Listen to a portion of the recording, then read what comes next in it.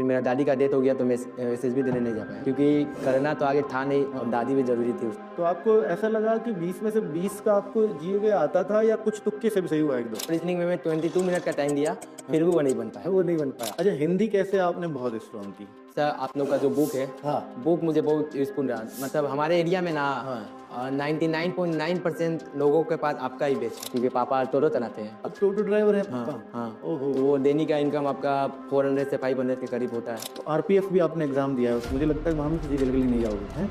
तो 118 मार्क्स हैं आपके, RPF में 120 में से। फर्स्ट टाइम तो मैं एयरफोर्स का एग्जाम दिया था, लर्न टेक्निकल, 49 मार्क्स आया 50 में। 50 में से 49 मार्क्स। ओके, झंडे गाड़ दिए। टेक्निकल का एग्जाम दिया, हाँ। उसमें 62 मार्क्स आया 70 में। SSC GD हाँ। 2023 143 और 2024 में 159.83 था। तो आपने सब फिजिकल मेडिकल दिए थे? नहीं आपने दिए नहीं? क्योंकि इसके अतिरिक्त मेरा CPO में 185 था। S2N पिछली बार दिया, उसमें 195 था, विदाउट नॉर्मलाइज था। ओह वाह, ग्रेट यार। SSN में आपका 339 है 2024 में।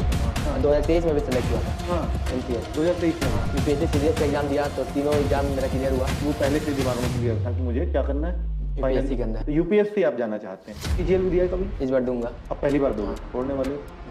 नवीन सर बहुत ही फेमस टीचर है। अच्छा, आपके वहाँ पे सब कोई नवीन सर को ही दिन से मानता है। आज आप लोगों के बारे में 2023 से ही पता है। भाई जब मेरा GD की लॉकडाउन लगा, उसके बाद देखा कि सब जगह तो आप ही का नाम है।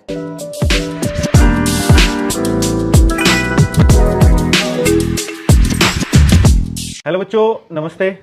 कैसे हैं आप सब लोग? आज आप वीडियो में देख रहे होंगे कि हमारे साथ हैं SSC GD में 171 से ज़्यादा मार्क्स लेने वाले बंगाली टाइगर शिवम चौधरी। असली मायने में बंगाली लोगों को टाइगर क्यों बोला जाता है मुझे अब पता चला। 2025 वाले में एग्ज़ाम में मैं जहां देख रहा था कि 160 से इस बार किसी के नहीं हो सकते। पिछली बार 100 से ज़्यादा लोग 160 में से 160 से ज़्यादा स्कोर करके आए थे, पर इस बार मुझे एक भी एग्जाम्पल ऐसा नहीं मिला जो 160 में से 160 से ज़्यादा स्कोर हो जिसका। लेकिन जब मैंने शिवम चौधरी का स्कोर देखा तो 171 मार्क्स वहाँ पे मेरे को दिखाई दिए। तो मैं या मेरी टीम हैरान रह गई कि ऐसा कैसे हो सकता है, और इनके स्कोर पे शक हुआ तो वो खूब अच्छे से चेक किया। वो कहते हैं ठोक बजा के देख लेना, तो वो सब कुछ इनसे पूछा गया, कौन सा एग्ज़ाम आपने पहले दिए हैं, कैसे 171 आए। तो फिर लगा कि बच्चा एकदम जेन्युइन है और वास्तव में इसने टाइगर वाला काम किया है। तो बंगाली लोगों, आपकी योग्यता में, आपके किसी तरह का आपके ज्ञान में कभी कोई शक नहीं रहा, क्योंकि आपको भी मालूम है कि जो पूरे एशिया में सबसे पहला नोबेल आया था साहित्य में, पूरे एशिया का ही सबसे पहला नोबेल 1913 में रविंद्रनाथ टैगोर को मिला था, और जो बंगाल से ही बिलोंग करते हैं। और तो इसमें तो कोई शक नहीं है कि ज्ञान में वहाँ कभी कोई पीछे रहा हो, हमेशा आगे रहा है बंगाल। तो शिवम चौधरी ने एक बार और साबित कर दिया है कि मतलब जो जहाँ 160 छोड़िए सर, 171 मार्क्स मेरे हैं, और RPF में भी आप पूछोगे तो 118 मार्क्स हैं आपके, RPF में 120 में से। तो मतलब जो टैलेंट की जो खान है ना, वो मुझे लगता है कि वो यही लड़का है, और ये आगे जाकर के क्या करेंगे तो वो पूरी जर्नी इनसे सुनने वाले हैं।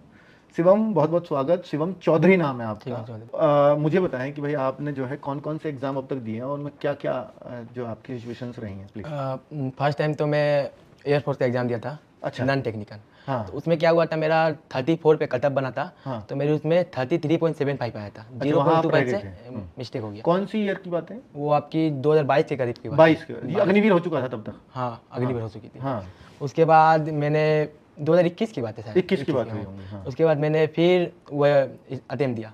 तो उसमें मेरा 50 में एक्स ग्रुप का ही? हाँ, वाई ग्रुप का। वाई ग्रुप का। तो 49 मार्क्स आया 50 में। 50 में से 49 मार्क्स। ओ, तो झंडे गाड़ दिए। हाँ। उसके बाद टेक्निकल का एग्जाम दिया। हाँ। उसमें 62 मार्क्स आया 70 में। 70 में से? हाँ। टेक्निकल वाले में, जो आर्मी का टेक्निकल होता है? नहीं, एयरफोर्स का एक्स ग्रुप, क्योंकि मेरा साइंस था। हाँ। तो मैं टेक्निकल भी दिया। बहुत शानदार। उसके बाद मैं GD का एग्जाम दिया। तो उस टाइम 2023 में 143 मार्क्स था। SSC GD? हाँ। 2023 143। ठीक है। और 2024 में 159.83 था। Okay, SSC GD 2024। हाँ। और 25 में 171.27। ये जो अभी है अभी हुआ। हाँ, तो इसका मतलब पहले आप रहे होंगे जो 159 थे 160 में से, तो 200 बच्चों के थे करीब, तो 200 के अंदर आपकी रैंक रहती। तो आपने सब फिजिकल मेडिकल दिए थे उसके? नहीं आपने दिए? क्योंकि इसके अतिरिक्त मेरा CPO में 185 था। अतिरिक्त, एकदम शुद्ध वर्ड यूज कर रहे हैं। CPO में 185 हम लोग बोलते हैं अलावा। 185 था। हाँ। और फेज 2N पिछली बार दिया, उसमें 195 था विदाउट नॉर्मलाइज। फेज 12 में 195? 200 में से? ओह वाह, ग्रेट यार। उसके बाद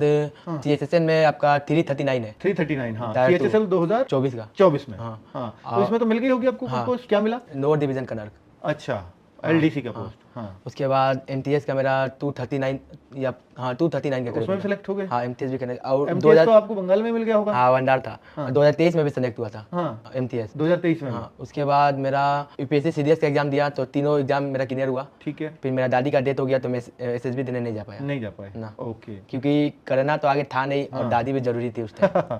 हाँ, बात तो सही है। हाँ, यही मतलब ये था, अगर यही उद्देश्य होता कि सीडीएस में मुझे आर्मी ऑफिसर बन रहा है, तो फिर तो जाते भी, शायद सोचते भी। वो पहले से ही दिमाग में क्लियर था कि मुझे क्या करना है, यूपीएससी करना है। तो यूपीएससी आप जाना चाहते हैं, तैयारी चल रही है? हाँ, तैयारी ग्रेजुएशन के साथ साथ? हाँ, ग्रेजुएशन हो गया है। हो गया है। हाँ, ग्रेजुएशन अब तो कंप्लीट। सीजीएल भी दिया है कभी? इस बार दूंगा। अब पहली बार दोगे? छोड़ने वाले हो? कितना कितना मन कर रहा है, कितने मार्क्स आ जाएंगे ऐसे सीजीएल में, मतलब आपका मन क्या कह रहा है? सीजीएल में सर टेस्ट पेपर शुरू कर रहा हूँ, तो 170 के आसपास, 180 मॉक के में बन आसपास, रहे हैं? हाँ, स्कोर बन रहे हैं। 180 भी आता है? हाँ, उसमें दिक्कत हो रहा है कि थोड़ा समरी वगैरह हुआ, वो इंग्लिश का, उसमें थोड़ा दिक्कत आ रही है। अच्छा, इंग्लिश में थोड़ी सी समस्या आ रही है, पर उस पे काम चल रहा है। जीएस पूरा सही हो? किसी मौके में ऐसा हुआ है कि पूरा हो गया? नहीं, जीएस पूरा नहीं हुआ है। हाँ, जैसे आप एसएससी जीडी में अभी आप 171 मार्क्स करके बैठे हो, आपका मैथ 20 में से 20, आपका हिंदी 20 में से 20, हिंदी किया है ना आपने, और आपका जीएस 20 में से 20, मैं यहाँ 100 था, और आपका रीजनिंग में एक क्वेश्चन गलत हुआ है। मैं मॉक देता था तो मैथ पूरा आता था 20 में 20, रीजनिंग 20 में 20। एसएससी जीडी के मॉक देते कहाँ देते थे आप? आपका ही चैनल ज्यादा मतलब मुझे यूजफुल रहा, पर मतलब अगर दोस्त आपका चैनल लॉगिन किया रखा हुआ है, तो एक टाइम पे तो 2 का तो नहीं होगा, तो मैं वो गूगल का भी थोड़ा प्रयोग कर लेता था। तो वहाँ पे होता था जीके में 2-4 क्वेश्चन गलत हो जाता था, पर एग्जाम में जहाँ रीजनिंग में हर टाइम पे 20 में 20 आता था, वहीं एक गलत हो गया। और जीके जहाँ 4 क्वेश्चन गलत होता, वहाँ सही हो गया। वहाँ सारा सही हो गया।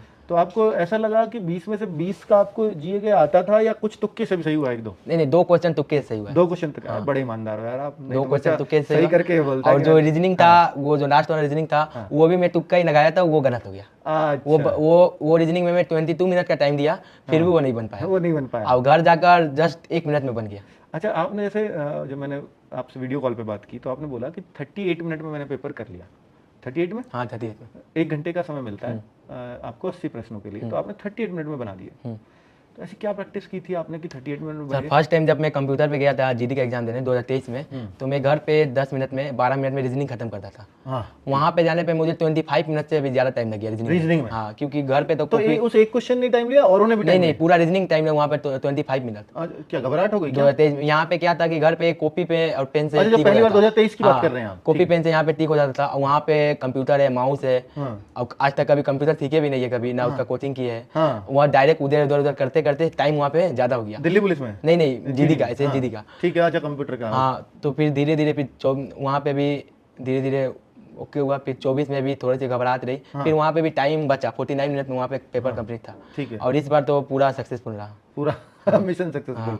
अच्छा, हिंदी कैसे आपने बहुत स्ट्रॉन्ग की? सर, हिंदी तो पहला नंबर बात कि सर आप लोग का जो बुक है, बुक मुझे बहुत यूजफुल रहा। मतलब हमारे एरिया में ना 99.9% लोगों के पास आपका ही बैच है। अच्छा, एसएससी जीडी के लिए? जीडी के वहाँ पे ए टू जेड सब जीडी की तैयारी करने वाले, और किसी का आपको तैयारी का नहीं मिलेगा। नहीं मिलेंगे? नहीं, सीजीएल वगैरह के नहीं? कुछ नहीं, पूरा जीडी के बन रहे हैं। अच्छा, ए टू जेड जीडी और जीडी में सब आरडब्ल्यूएस जुड़े हुए हैं? हाँ, सब आरडब्ल्यूएस से पूरे के पूरे जुड़े हुए हैं। अच्छा। और वहाँ पे उन लोग के पास ही आपका बहुत बुक है, सबके पास है, ये नहीं कि एक ही ईयर का है। 2023 का, 22 का, सबका बुक रखे जिसका घर में जाइएगा सिर्फ बुक ही रखा हुआ है। अच्छा, पढ़ते नहीं है ना? अब वो 2024 फॉलो करे तो बोले भाई 2023 का मुझे दे दो, मैं पढ़ूंगा तब। अच्छा, 23 वाले से पढ़ लिया? तो वो एग्जाम के 10-15 दिन पहले वो स्पून रहा। तो आपने खरीदा नहीं? आपने उनसे लेके पढ़ दिया? क्या बेस भी खरीदने का जरूरत नहीं पड़ा, क्योंकि बैच दोस्त का पढ़ा। और नवीन सर का सर कमाल रहा। अच्छा, नवीन सर बहुत ही, हम लोग को वहाँ पे नवीन सर बहुत ही फेमस टीचर है। अच्छा, आपके वहाँ पे सब कोई नवीन सर को ही दिन से मानता है। हाँ, क्या बात है, क्या बात है। तो वो जीके वहीं उनसे पढ़ते हैं बच्चे? जीके हुआ, हिंदी हुआ, वहाँ पे उनसे बहुत टचअप में है। ज्यादा तो आपका आरडब्ल्यू का रोल मेरे लिए ज्यादा मॉक टेस्ट में रहा, डाउट क्लियर करने में रहा, और अधिकतर तो बेस मेरा मजबूत था, हो ही जाना बेस। हाँ, वो तो हो ही जाना था कि आप पहले भी इतना अच्छा स्कोर करके बैठे हुए हो ऑलरेडी।